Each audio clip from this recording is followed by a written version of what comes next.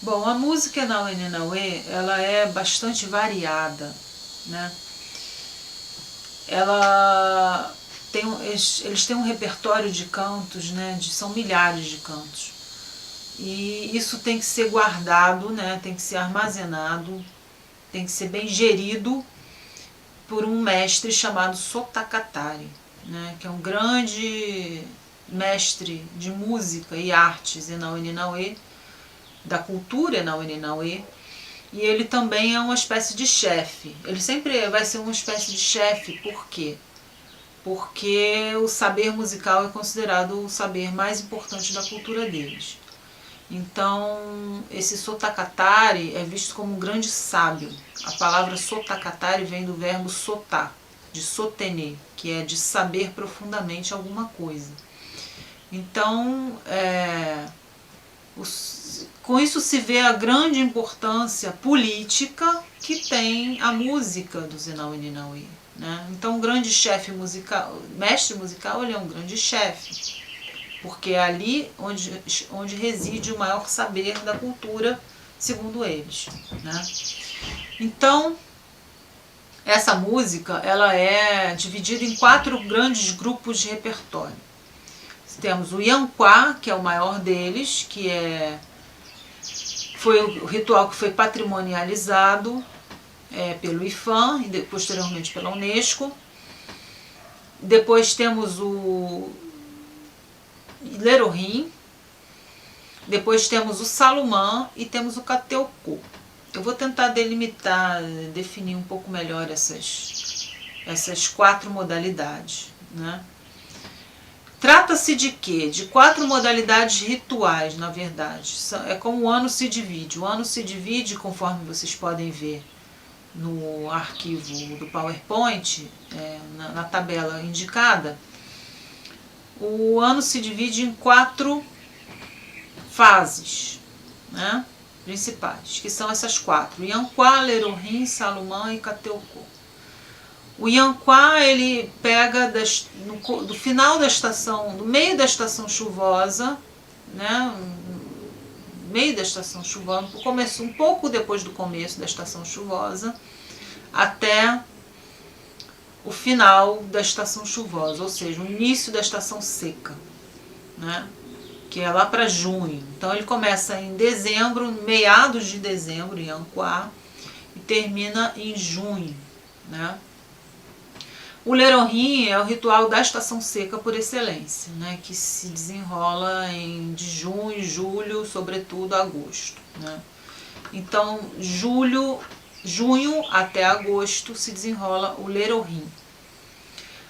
O Salumã acontece no começo da estação chuvosa, novamente. Então, ele começa lá para setembro, agosto, setembro, e vai até novembro. E o Cateocô, ele vai entre novembro e dezembro. Vamos entender, né, como é que se dá musicalmente esses rituais, né? Que uso que eles fazem da música. Então, o Yanquá, que é o maior deles, é o único que vai se utilizar das flautas que ficam na casa de flautas, conforme vocês podem ver na fotografia, né? É o único cujos instrumentos musicais ficam na casa de flautas. São dezenas de instrumentos que se utilizam de bambus e cabaças, sobretudo, cera de abelha para arrematar, né, os instrumentos, as flautas todas, flautas de cabaça e flautas de tubos, né. O Lerorim, ele só se utiliza de flautas de pan e de clarinetas, que não ficam armazenadas na casa de flautas. São instrumentos que ficam armazenados dentro das casas residenciais, né, conforme vocês viram em fotos da aldeia.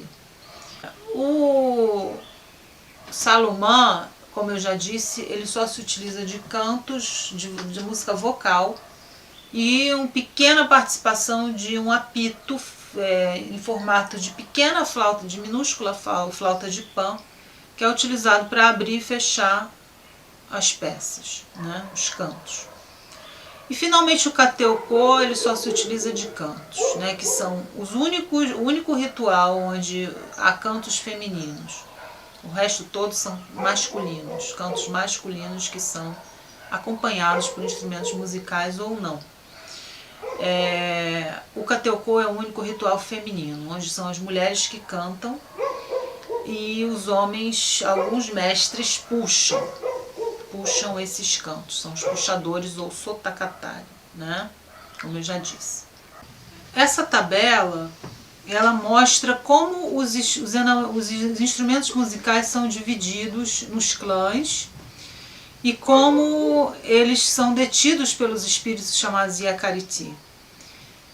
Funciona da seguinte maneira: cada instrumento musical pertencente a cada clã se refere a um conjunto de espíritos Yakariti que estão dispersos pelo território habitado por eles.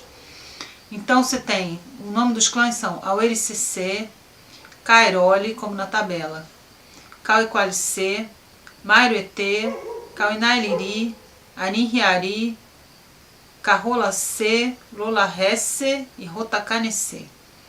Cada um desses clãs detém uma quantidade dada de instrumentos musicais, como o Erecerô, que é uma flauta de 4 furos, Alamoncocê, que é uma flauta de cabaça, Taualiô, que é uma outra flauta de cabaça média, Raunalarê é uma clarineta, Ronquaterô, que é uma espécie de kazoo ou ressonador, né?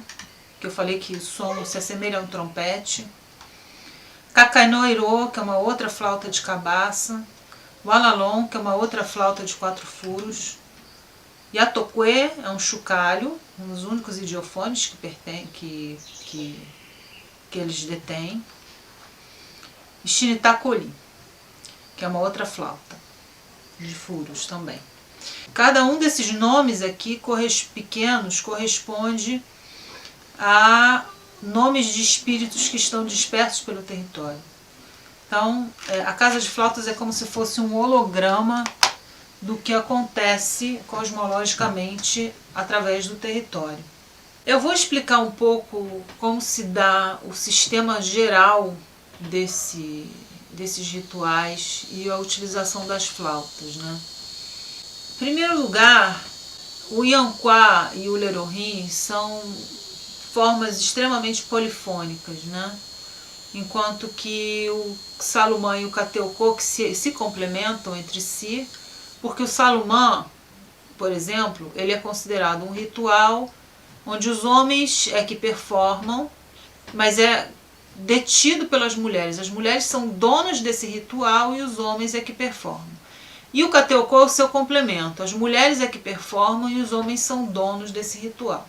Então o Kateoko e o Salumã são extremamente complementares, né? Também eles têm em comum que ambos são regidos pelos espíritos celestes, que se chamam Enor e Naue, né? Enquanto que o Lerorim e o Yanquá são detidos e regidos pelos espíritos subterrâneos, que são os Yakariti.